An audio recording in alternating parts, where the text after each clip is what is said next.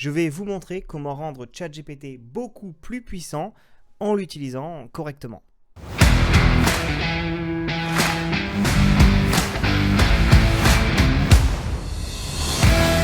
Donc dans cette vidéo, je vais vous donner 5 hacks qui vont vous permettre de booster les performances de ChatGPT.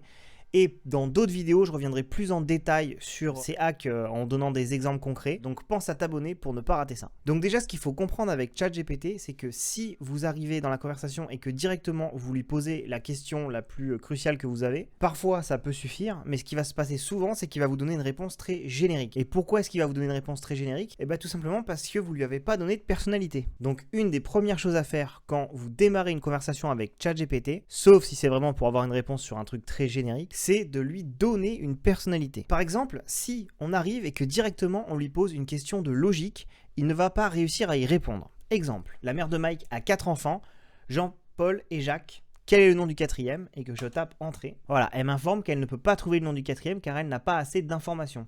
Ce qui est faux puisqu'en réalité, c'est donné au début. Et là, je pourrais faire deux choses. Soit la corriger, mais c'est pas ce qu'on va faire.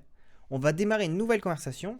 Et sauf que je vais démarrer cette conversation en lui disant « Je veux que tu te comportes comme un expert en énigmes et en logique. » Donc je lui repose la même question, mais cette fois dans une autre conversation. Et là, l'IA me trouve immédiatement la réponse. Concrètement, en installant le contexte comme ça, en lui donnant une personnalité, vous pouvez totalement changer les réponses qu'elle va vous donner. Ensuite, pour le hack numéro 2, en plus de lui donner une personnalité, ce qu'on va faire, c'est qu'on va l'entraîner avant de venir lui demander ce qu'on veut vraiment savoir. On va utiliser le fait que ChatGPT est capable de se souvenir des informations qu'on lui donne en amont pour les réutiliser plus tard. Donc pour cet exemple, on va faire en sorte de se créer un super rédacteur pour le référencement naturel sur Google, donc pour apparaître dans le top des résultats de recherche. Donc comme pour la première fois, on va d'abord lui demander de se comporter comme. Donc là, elle m'informe qu'elle est en mode expert SEO. Donc là, ce qu'on va faire, c'est qu'on va avoir une conversation plus poussée avec elle avant de lui demander de nous rédiger notre article. Donc d'abord, je vais un peu l'améliorer en tant qu'expert SEO. Quelles sont les bonnes pratiques en SEO et en termes de contenu sur Internet? Donc là, ce qui est intéressant, c'est qu'elle nous dit que le contenu doit être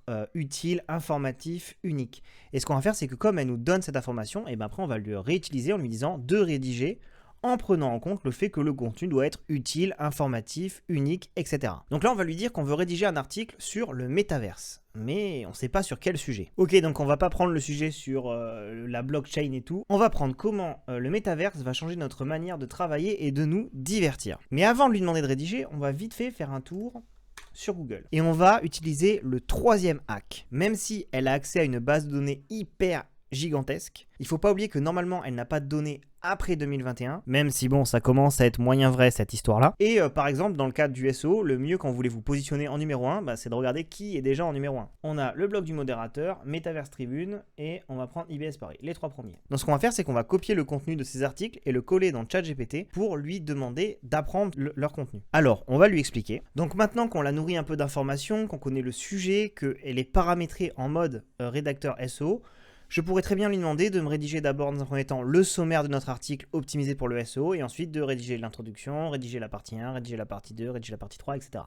Mais c'est pas ce qu'on va faire parce que je vais vous montrer le 4e hack pour améliorer et booster les performances de ChatGPT. Un truc super difficile à faire en tant que rédacteur, c'est de trouver un nouvel angle d'attaque sur un sujet qui a déjà été traité par plein de monde. Mais en fait, ChatGPT peut le faire pour nous. Et ce que je vais faire, c'est que je vais lui poser des questions qui vont l'amener à me donner un regard différent. En fait, c'est des prompts magiques pour avoir des idées plutôt stylées. Parmi les prompts magiques possibles, quelles sont les réponses les plus rares et les moins connues pour répondre à cette question? Dans notre sujet actuel, ça va moyennement pouvoir s'appliquer, mais dans plein d'autres sujets, c'est hyper intéressant. Donne-moi quelque chose d'intéressant sur ce sujet que les gens pensent être faux. Ou encore, donne-moi des idées uniques et non conventionnelles sur ce sujet. Hop, donc là, elle est arrivée à la fin de sa conversation, mais je peux la relancer en lui disant qu'elle n'a pas terminé. Bon, maintenant qu'on a ces axes, en réalité qui ne sont pas hyper disruptifs, mais qui sont pas mal quand même, on va lui demander de rédiger le sommaire d'un article optimisé pour le SEO. Le 5e hack, ça va être de lui demander de créer des contenus de type différents. C'est-à-dire qu'en fait, ChatGPT n'est pas capable seulement de faire du texte. Il est capable de faire tout le type de contenu que